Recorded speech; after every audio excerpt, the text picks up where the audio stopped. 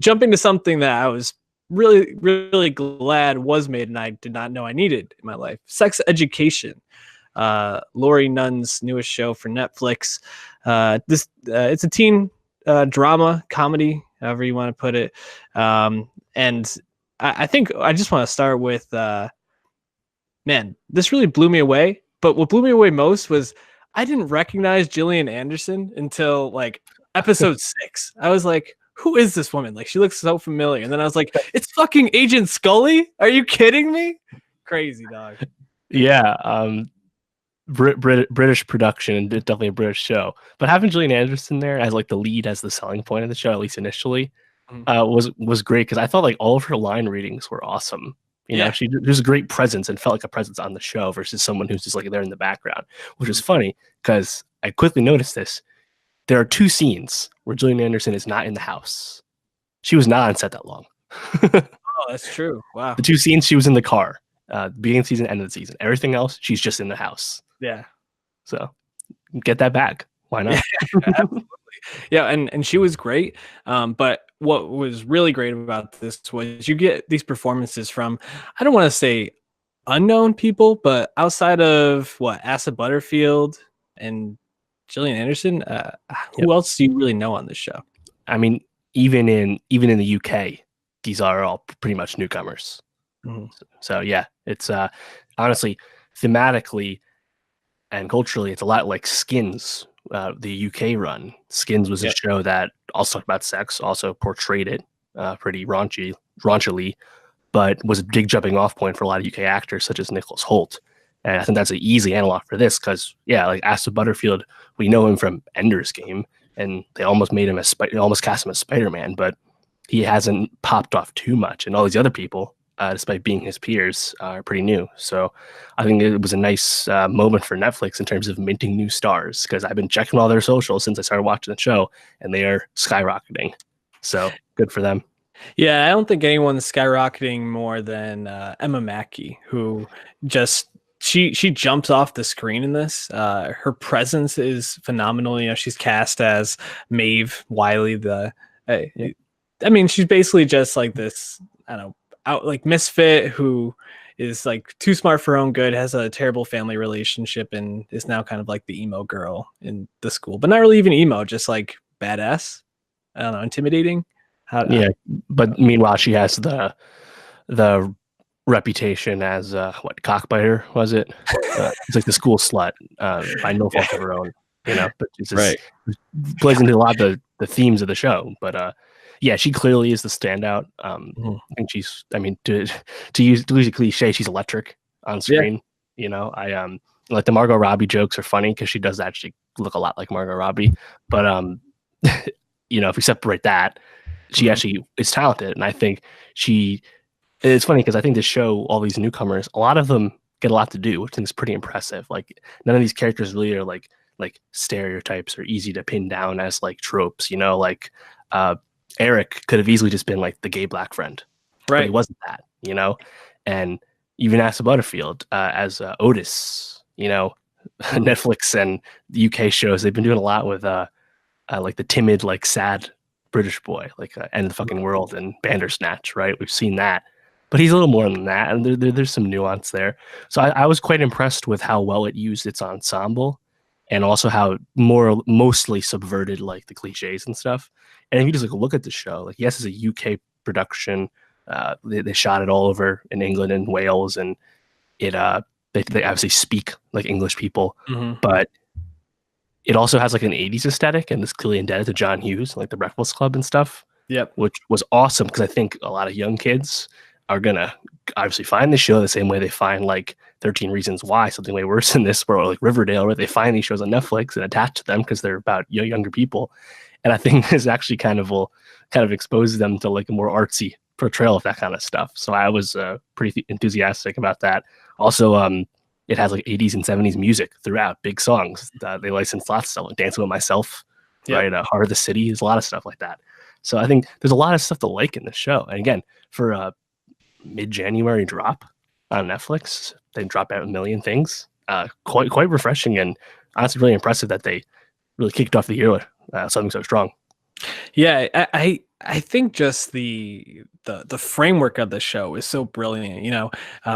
You bring in something that's somewhat taboo, but that all teenagers, all high school students are thinking about, talking about. It's something that they obsess over, which is sex. And am I doing it right? Why haven't I done it as much as this person? Like all these kind of questions. And then you put Otis in the middle of this as this like sex therapist by proxy because of his mom, I guess. Like, and that's, first of all, you can just make it each individual episode watchable on its own because he's following different cases each episode. But then you have the through lines of the different relationships and how that ties back, Otis with Maeve and Eric with I guess spoiler, like Adam by the end. But like they even their relationship throughout the whole thing, the bully and the person being bullied is really interesting. I just think that it was really smartly made, and Lori Nunn, I mean, just knocked this out of the park. Um, probably my favorite character in the show was Eric, just because I felt like we talked about this when we reviewed Call Me by Your Name, but he was allowed to be, a gay person who has issues, but he was way more three-dimensional than just being a gay person who has family issues and isn't totally accepted. And you got to see him as a character trying to fit in outside of being gay, just not fitting in or being a social outcast in some respect, which I thought was just being different. Right, was really cool. You got to see him cross-dressing and how he likes to do that at some points and really likes to express himself in different ways, which I thought was really cool. But I think what I really wanted to get to with this is, even though this is a comedy in most respects, the drama episodes and the drama aspects were probably what I liked the most. Like, I think it was episode 5 when Eric and Otis had that fight on Eric's birthday. Right. And everything related to that. And I thought that was one of the best moments of the show because it really carried a lot of weight, and both those actors really nailed that scene and just the interaction in general. The ups and downs of that episode with Otis and Maeve, and then him and Eric fighting at the end is really great. I just think that this show interweaves so many different aspects of culture, of identity, of sex. Like it did so much really well to make it a really enjoyable watch overall. Like I'm really impressed. Yeah, and like even some of the side characters, like Jackson, you meet him first, and you're like, oh, he's the head boy. He's the successful guy who's the jock and gets all the ladies. Like we know what that is, but no, there's that they actually unearthed a lot with him throughout the season. Yeah. And I think Adam was a character I think I struggle with a lot just because the stuff at the end, I think I was reading that some people saw that coming right away. Like I know Nkuti Gatwa, who plays Eric, he said when he read the script for the first time, he guessed that right away. I didn't see that coming. I wasn't really trying to think of anything like that, but I don't know. His character is a little weird for me, and like especially because they shipped him off at the end. They kind of just like it was like a neat explanation almost. I don't know.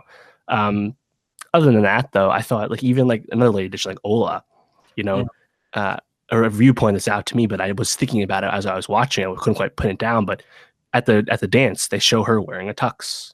I think a lot of people guess, oh, she's going to be a gay character and she can't, date Otis. No, she's just wearing a tux because she wants to, and no one bats an eyelash.